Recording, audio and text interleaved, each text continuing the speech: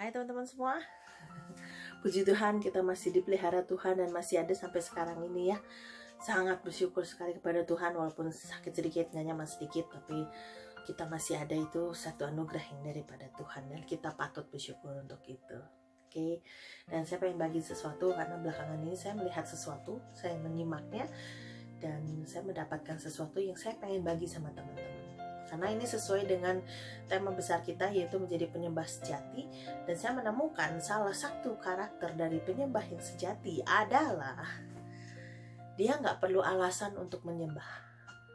Kenapa? Karena alasannya sudah jelas dan hanya satu. Karena dia satu-satunya oknum yang paling layak terima sembah dan puji kita. Yang lainnya nggak ada alasan lain, nggak ada oknum lain, gak ada yang bisa terima itu. Benar-benar hanya dia satu-satunya yang layak dipuji dan disembah. Dan itu karakter dari penyembah yang sejati. Dia nggak perlu alasan lain, dia nggak perlu alasan untuk menyembah Tuhan. Karena memang tuannya itu hanya satu-satunya yang layak dipuji dan disembah. Itu adalah penyembah yang sejati. Nah, ini membuat saya betul-betul memikirkan ulang ya. Apalagi kalau misalnya saya tulis kalimatnya.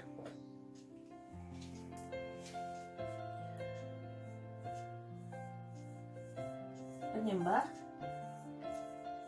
atau menyembah?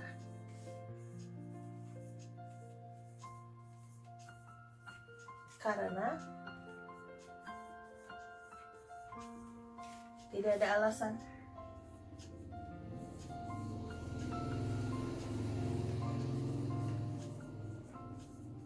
Lain lagi.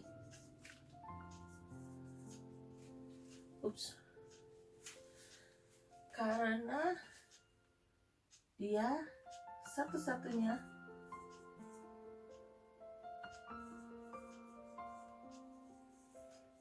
yang layak terima atau layak disembah.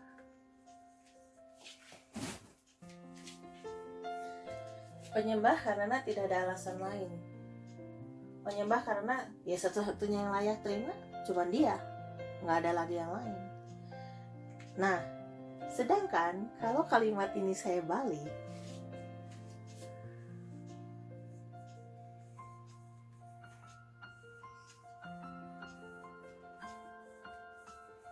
tidak ada alasan lain, jadi saya menyembahnya.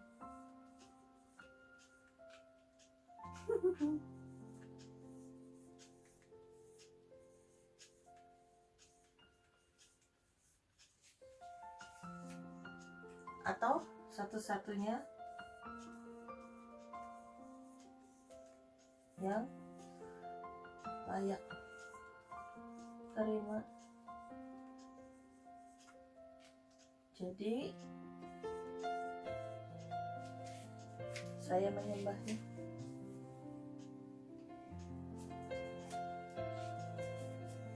Kalau dibalik, ada perubahan nggak dari arti kalimatnya?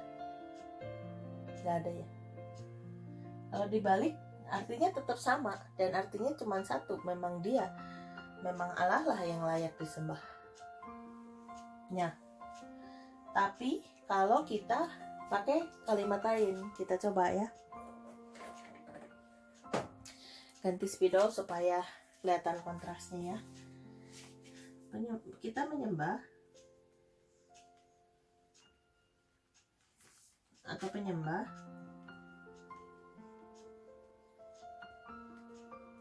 karena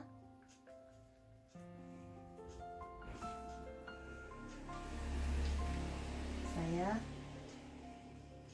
diberkati,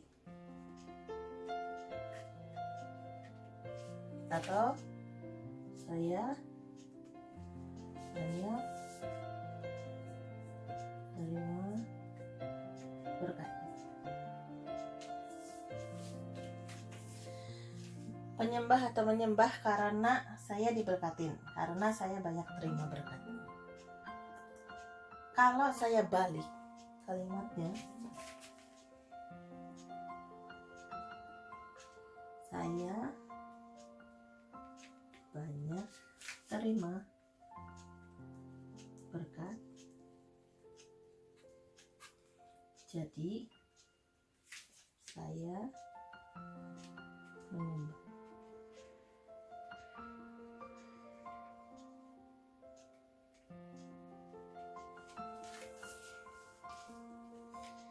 Kalau dibalik rasanya jadi beda ya. Begitu dibalik rasanya jadi beda ya. Kelihatan ya alasannya ya. Alasan tersembunyi di baliknya. Saya menyembah karena saya diberkati atau saya banyak terima berkat. Sedangkan kalau dibalik, jadi saya banyak terima berkat, jadi saya menyembahnya.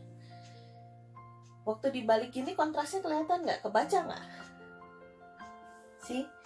Jadi pertanyaan saya, kalau ini dibolak-balik nggak bisa, artinya tetap sama. Tapi kalau yang ini dibalik artinya jadi beda kan? Nah, bagaimana kalau kita pas nggak diberkatin? Contoh kondisi sekarang, kita dalam karantina ini, dengan segala susah, segala tidak nyaman, segala kekurangan. Bagaimana? Apakah kalimat ini tetap bicara? Atau Tuhan nggak kasih banyak, Tuhan kasihnya sedikit? Apakah itu mengurangi? Ya, jadi bingung ya. Jadi di sini kelihatan banget kontrasnya. Nah, kalau misalnya kondisinya seperti ini gimana? Saya bukannya begini ya, saya bukannya bilang Tuhan gak berkatin kita, bukan. Karena Tuhan Allah yang baik, Allah pasti berkatin kita. Cuman bagaimana kondisinya kalau kayak sekarang ini? Semua serba susah, semua serba sulit, dapatkah kamu tetap menyembah Dia? Saya bersyukur sekali Alkitab mencatat seorang tokoh yang luar biasa, namanya adalah Ayub. Ayub itu di kondisi dia yang sedang baik-baiknya, dia itu tidak meninggalkan mezbahnya. Bahkan dia kalau misalnya anak-anaknya habis pesta nih, anaknya kan banyak tuh, terus jadi kadang-kadang giliran tuh si anak-anaknya kalau bikin pesta di rumah siapa. Jadi ada banyak kali mereka ngadain pesta, dan selesai itu Ayub akan bikin mezbahnya. Kenapa? Karena dia tuh mau minta ampun sama Tuhan kalau sampai anak-anaknya dalam pesta itu dia kebablasan sampai mengumpat Tuhan. Ayub tuh mau minta maaf duluan gitu ke Tuhan sebelum Tuhan marah gitu. Dia pengen cepet-cepet minta maaf. Coba bayangin karakter penyembahnya. Dia dalam kondisi baik, dia tetap menyembah Tuhan. Tapi gimana dalam kondisi dia yang terburuk? Nggak terburuk aja ya, harta benda hilang, anak-anaknya hilang semua, bahkan tubuhnya mungkin Ayub mungkin ganteng kali ya dulunya ya, cakep kayak gimana kali ya, terus tiba-tiba sekarang borok sekujur tubuh, dan bahkan dia itu harus garuknya itu kalau udah lagi gatal banget dia tuh harus garuk pakai beling. Coba bayangkan sampai segitunya. Oke, Ayub pernah marah sekali, pernah mengutuk sekali, dia mengutuk hari kelahirannya. Tapi setelah itu pun dia cabut lagi. Bahkan dia ngomong sama Tuhan, engkau keren, dan ini saya baru ketemu Tuhan tuh kayak gini. Biasanya saya cuma dengar apa kata orang. Tapi kalau saya boleh pakai kata-kata gitu ya, saya ngalamin perjumpaan sendiri loh dengan Tuhan. Saya ngalamin Tuhan, dan jadi saya kenal Tuhan itu kayak apa. Jadi di masa baik maupun di masa tidak baik, Ayub adalah penyembah yang sejati. Dia nggak tinggalkan mezbah, dia tetap puji sembah Tuhan, dia tetap bersyukur sama Tuhan, dia tetap jaga hidupnya tetap sama Tuhan. Dan itu adalah penyembah yang sejati. Dia nggak perlu alasan lain, dia nggak perlu di sini membuktikan ya, nggak perlu Ayub itu harus diberkatin dulu baru dia cari Tuhan, baru dia nyembah Tuhan. Bahkan di masa yang tersulit pun dia tetap cari Tuhan dan nyembah Tuhan, sehingga dia nggak jauh-jauh gitu loh dari Tuhan. Dan ketika saya merenungkan hal ini, saya jadi ingat dengan satu cerita yang ada di kitab Matius ya. Sebetulnya ada dua sih, di Matius dan di Lukas juga ada. Nah, tapi saya pengen bahas yang di Matius ya. Dan itu di Matius 24 ayat 45 sampai 51 ya. Perumpamaan tentang hamba yang setia dan hamba yang jahat. Saya akan ceritakan kisahnya. Nah, ceritanya hamba yang setia dan hamba yang jahat. Hamba yang setia ini ketika dia bekerja di tuannya, dia itu melakukan semua tugas dan tanggung jawabnya dengan baik, dan itu dia lakukan di hari-hari. Walaupun tuannya ada atau nggak ada, dia tetap melakukannya. Sehingga pada saat tuannya pergi, dia tetap melakukannya. Pada saat tuannya kembali, dia menemukan bahwa dia tetap melakukannya.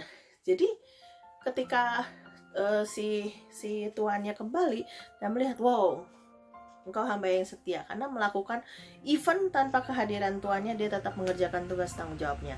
Tapi yang satunya, kenapa dikatakan jahat? Kenapa harus pakai kata jahat? Kenapa nggak cuma pakai kata lalai atau dia alpa gitu ya? Biasanya kalau sekolah kan pakai alasannya itu. Tapi di situ dikatakan jahat. Kenapa disebutnya sampai jahat gitu? Nah, kalau saya pikir ya, hamba itu kan pasti bekerja di rumah tuannya. Jadi dia itu masuk ke dalam rumah tuannya, dan dia akan dipelihara di situ. Makan apa semua disediain sama tuannya. Nggak cuma makan, upah pun dia dapat gitu. Jadi dia dapat pemeliharaan dari tuannya. Tapi ketika tuannya nggak ada, dia itu tidak melakukan tugas tanggung jawabnya. Dia malah berleha-leha, bersantai-santai, bahkan dikatakan menindas pegawai-pegawai yang lain. Ya, jadi dia tidak mengerjakan tugas tanggung jawabnya, sehingga ketika dia bersantai, dia memanfaatkan otoritasnya untuk menindas yang lain, dan dia hanya santai-santai berleha-leha saja, menikmati hidup gitu. Dan tiba-tiba tuannya datang dan dia didapati tidak sedang mengerjakan apa yang harusnya dia kerjain, dan tuannya sangat marah dan bilang, engkau hamba yang jahat. Nah, di sini kenapa jahat? Kamu tuh dipelihara loh sama tuanmu. Kamu tuh diopenin gitu loh, dijaga, dan semua kebutuhan kamu tuh sebetulnya dipenuhin sama tuanmu. Tapi kamu kok nggak lakuin bagian kamu sih? Kamu nggak tahu bales budi. Kamu tuh jahat. Nah, di situ saya jadi berpikir, iya ya, gimana dengan hidup saya? Dan saya sering menemukan ya, orang suka ngomong gini, waduh, seneng ya waktu dipanggil Tuhan pas saya lagi khotbah gitu misalnya. Saya pengen tuh nanti waktu saya dipanggil Tuhan, saya dalam kondisi sedang melayani Tuhan. Itu bukan hal yang jelek ya, tapi probabilitas seseorang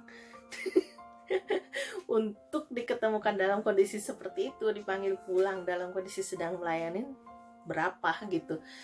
Dan maksud saya begini, ya, bukannya tidak baik, tapi itu adalah hak istimewa menurut saya.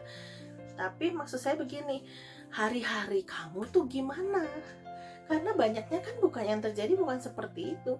Kalau misalnya kamu pelayanan nih, jadi WL, jadi singer, pemain musik, jadi asyir nih, waktu Tuhan datang kamu pas gitu, ya keren.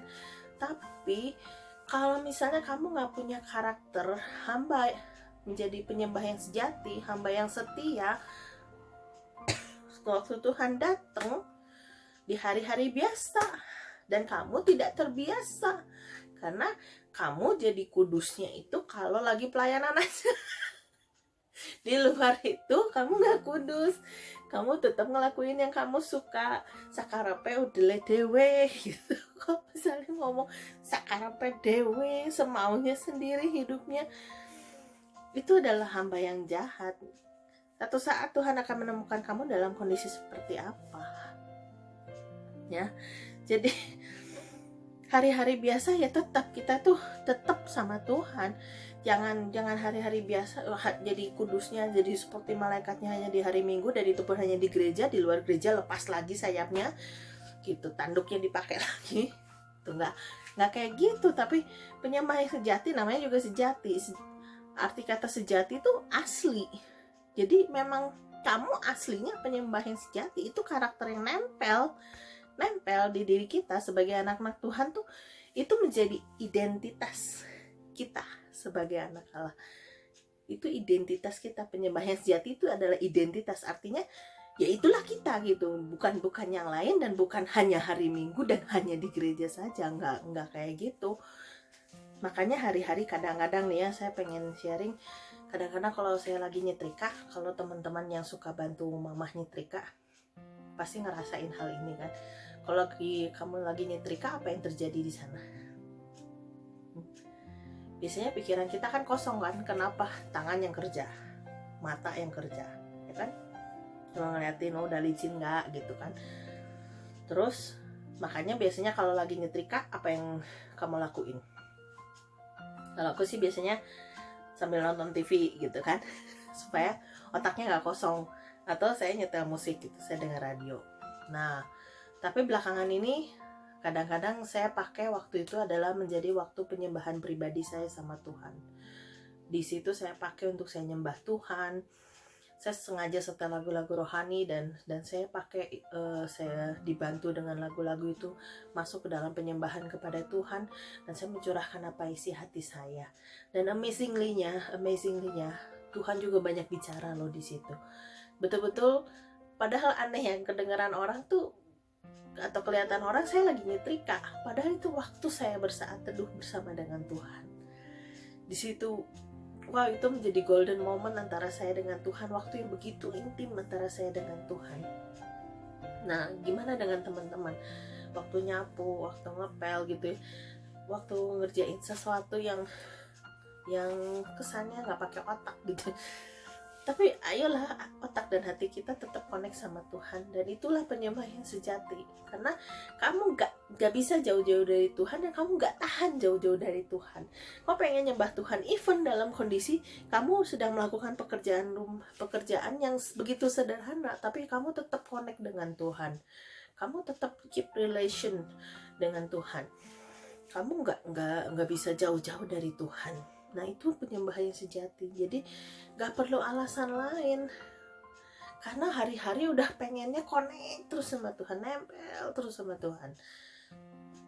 Nah satu hal lagi yang menarik adalah saya menemukan di 2 Timotius 2 ayat 4. 2 Timotius 2 ayat 3 dan 4 ya.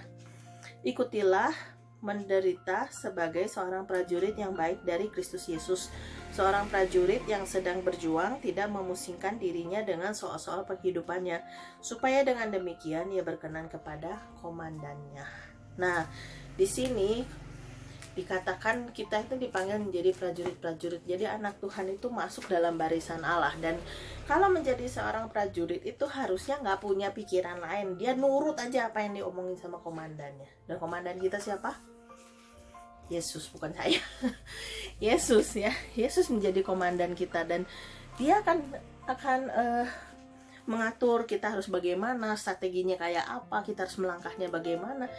Dia akan atur semua, dan kita nggak perlu pusing dengan persoalan kita pribadi. Kenapa? Karena kembali kayak tadi, hamba kita tuh hamba dari seorang Tuhan, yang Tuannya tuh melihara kita loh. Kita diam di rumahnya, segala kebutuhan kita tuh dipenuhin loh sama dia.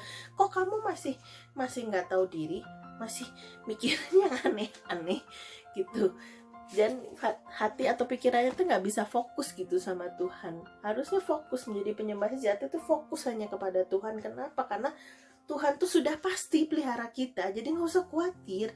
Dan hal yang begitu-begitu tuh bukan tujuan utama kita. Kembali ya ke kalimat ini. Jadi kalau kalimatnya dibalik, saya banyak terima berkat, jadi saya menyembahnya. Kalau misalnya saat itu berkat tidak datang, yang datang adalah ujian, pencobaan nih, seperti sekarang ini, kondisi sekarang ini, apa yang keluar dari mulut kita? Apa yang keluar dari hati kita? Omelan, marah, ketidaksukaan, ketidaknyamanan, atau dalam kondisi apapun saya akan tetap menyembah dia. Makanya nggak perlu alasan lain. Nggak perlu alasan, penyembah itu nggak perlu alasan lain. Prajurit itu nggak perlu alasan lain untuk dia tunduk sama komandannya atau tidak. Kenapa? Karena dia sudah percaya penuh kepada kedaulatan si komandannya akan pelihara kita. Walaupun kondisi kita kayak gini, tapi percaya bahwa kedaulatannya itu memelihara kita. Kita tetap tunduk aja dan lakukan bagian kita, dan keluarkan kualitas itu. Keluarkan kualitas kamu, bahwa kamu adalah seorang penyembah yang sejati. Kamu gak perlu alasan lain. Bukannya gak perlu diberkatin. Kenapa? Karena Tuhan pasti berkatin kita. Tuhan tuh pasti berkatin kita. Jadi gak perlu alasan lain, gak perlu pikirin yang lain. Tapi kita fokus apa yang menjadi bagian kita, dan terus kita bertumbuh di dalam Tuhan, kita menjadi penyembah yang sejati, itu level yang harus kita tuju. Kalau mungkin kamu adalah petobat baru, mungkin kamu baru percaya Tuhan dan kamu baru menyadari betapa besar dan banyaknya apa yang Tuhan sudah kerjakan dalam hidupmu, itu bisa jadi alasanmu. Tapi level berikutnya itu bukan alasan utamamu lagi. Alasan utamamu lagi, alasan yang menjadi alasan paling utama, yaitu karena tidak ada alasan lain lagi.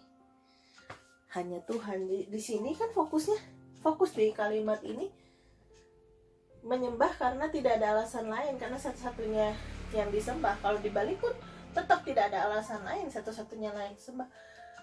Jadi saya menyembahnya. Jadi fokusnya utama di kalimat ini adalah dia.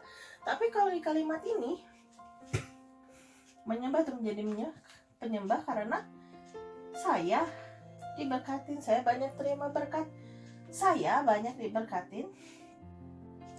Jadi saya menyembahnya. Balik lagi di sini, saya ini semua jadi bicaranya tentang saya. Tapi kalau di sini bicaranya tentang itu satu-satunya yang layak terima, satu-satunya, nggak ada alasan lain. Bisa dipahamin di sini?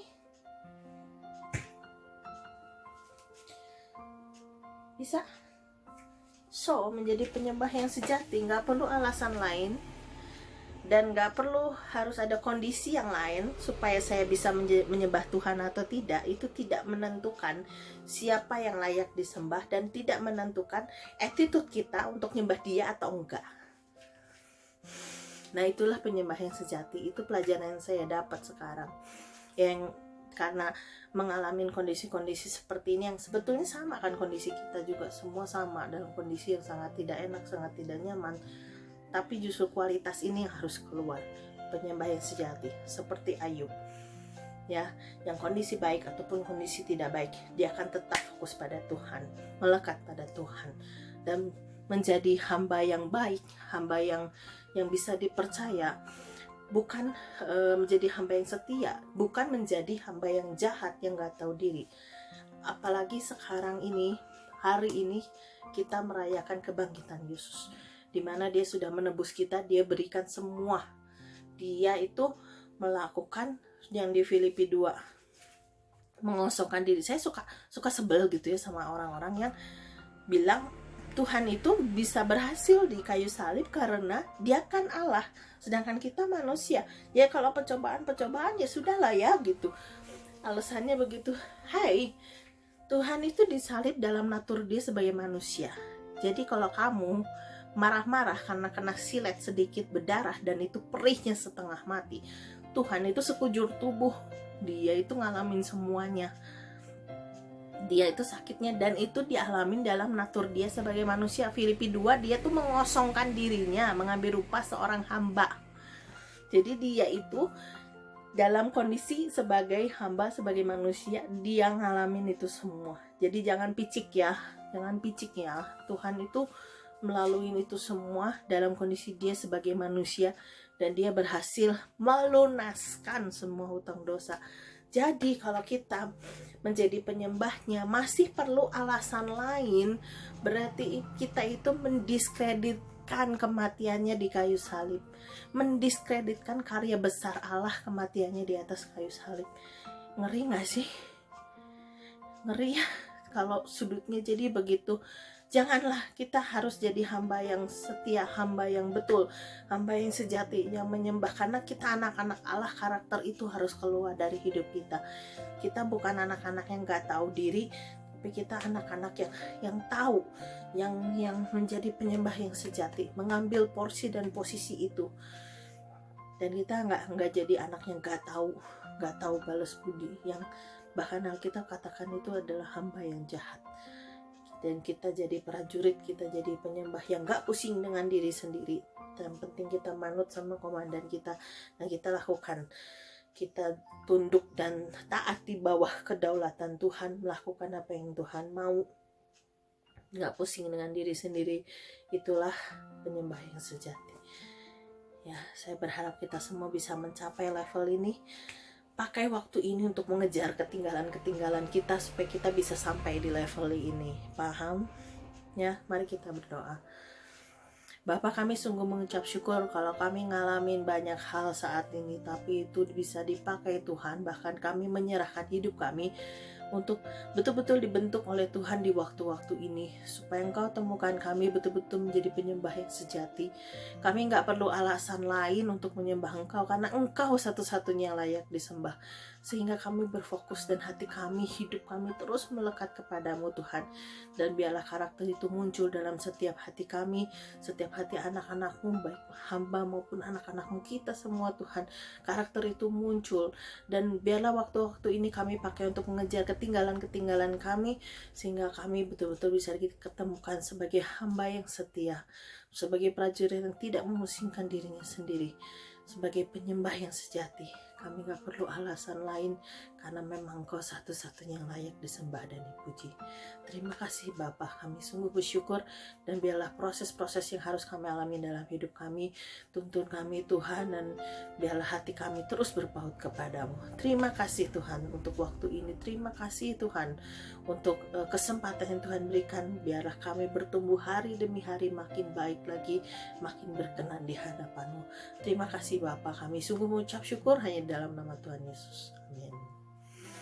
Oke, jadi sekarang mulai dikurangin awalnya, dimajuin yang positif yang membangun, sampai karakter penyembah yang sejatimu bisa keluar, memancar keluar, dan sangat indah dan jadi kesaksian buat banyak orang. Oke, dan terlebih Tuhan pasti suka dengan hidupmu. Oke, terima kasih. Tuhan Yesus memberkati kita semua. Bye.